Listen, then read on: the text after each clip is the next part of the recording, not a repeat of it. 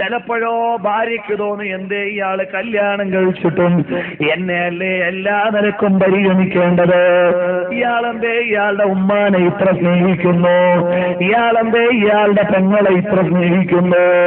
അവരെ തെറ്റിക്കാൻ വേണ്ടി ചിലപ്പോ ഭാര്യ ഒരു പണിയെടുപ്പിക്കാം. അങ്ങനെയും സിഹർ ചെയ്യുന്നവരുണ്ടാകുമെന്ന് അസ്സാരിമുൽ ബത്താർ ലിത്തസദ്ദീൽ സഹറത്തുൽ അസ്റാർ എന്ന ഈ വിഷയം പറയുന്ന കിതാബിൽ വഹീബ് അബ്ദുസ്സലാം ബാലി എഴുതുന്നുണ്ട്. കാരണം എന്താ? ഭാര്യ ഭർത്താക്കന്മാരെ തെറ്റിക്കുക എന്നുള്ളതാണ് ഈ സിഹറിന്റെ ഏറ്റവും ടോപ്പ് കർമ്മം. ഭാര്യ ഭർത്താക്കന്മാരെ തമ്മിൽ തെറ്റിക്കുക. അതുകൊണ്ട് അത്തരം കർമ്മങ്ങളിലേക്ക് പോകാൻ പാടില്ല. സിഹർ നമ്മൾ അടുക്കാനേ പാടില്ല എന്ന് വിചാരിച്ചെന്ത് ചെയ്യരുത്. ഭാര്യയെ കിട്ടിക്കഴിഞ്ഞാൽ പെങ്ങളെ മറക്കാൻ പാടില്ല, ഭാര്യയെ കിട്ടിക്കഴിഞ്ഞാൽ ഉമ്മാനെ മറക്കാൻ പാടില്ല. ഭാര്യ തലയണ മന്ത്രം നടത്തുമ്പോഴേക്കോ ഉമ്മാനെ എവിടുന്ന് വിഷമിപ്പിക്കാൻ പാടില്ല. നിന്നെ എത്രയോ കൊല്ലം മാറ്റുനോറ്റ് പോറ്റി 25-ാം വയസ്സ് വരെ വളർത്തിയ ഉമ്മാനെ ഇന്നലെ വന്ന പെണ്ണ് പിറ്റേന്ന് മന്ത്രം ചൊല്ലുമ്പോഴേക്ക് ഉമ്മ കൊള്ളരുതാത്തവളായി മാറുന്ന അവസ്ഥ ഒരു മകനും ഉണ്ടാകാൻ പാടില്ല.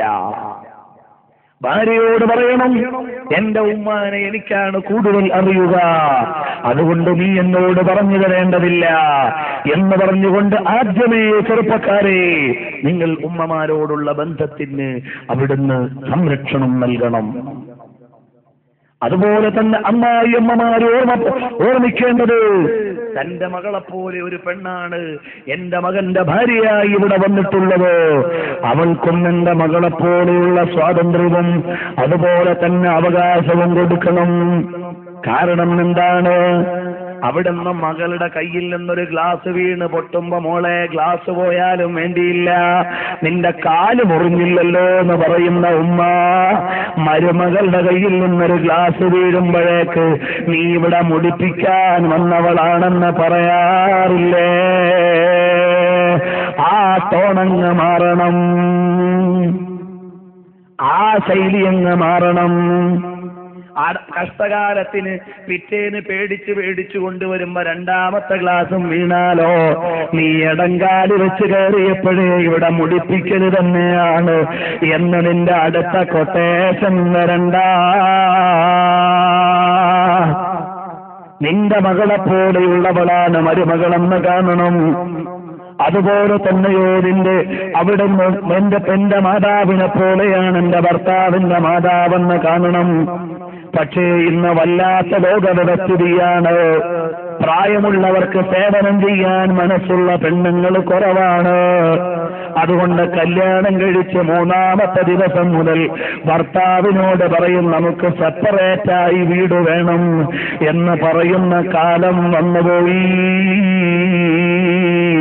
അതിന് സഹായകമായി ഒരു സ്ത്രീധനവും ഇവിടെ നിലവിലുണ്ടായിപ്പോയി.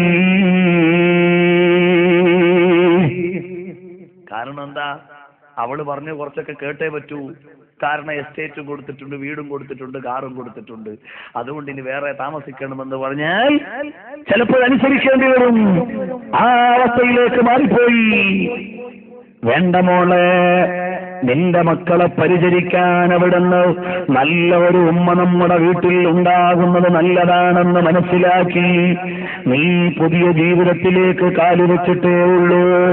നിന്നെ സംരക്ഷിക്കാൻ ഒരു മാതാവാണ് നിന്റെ ഭർത്താവിന്റെ മാതാവെന്ന് കരുതിയിട്ട് സേവനം ചെയ്യാൻ നീ സമയം കണ്ടെത്തിയാൽ നിനക്ക് സേവനം ചെയ്യാൻ ഭാവിയിൽ ആളുണ്ടാകും കേട്ടോ.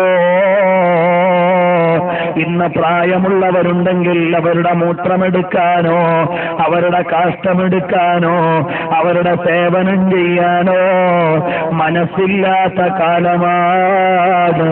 മാതല്ലോ, എല്ലാ ബന്ധങ്ങളും മുറിഞ്ഞുപോയല്ലോ. അതുകൊണ്ട് എന്റെ പ്രിയപ്പെട്ട ഉമ്മ, മരുമകൾക്ക് അവിടുന്ന് അവകാശങ്ങൾ വകവെച്ചു കൊടുക്കണം. മരുമകളോട് പറയും, പറയുന്നു, അമ്മായി അമ്മയോട് ബഹുമാനം നിലനിർത്തണം.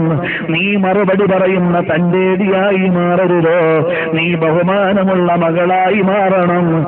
അപ്പോഴേ കുടുംബ ബന്ധത്തിൽ ബറക്കത്തുണ്ടാവുകയുള്ളൂ.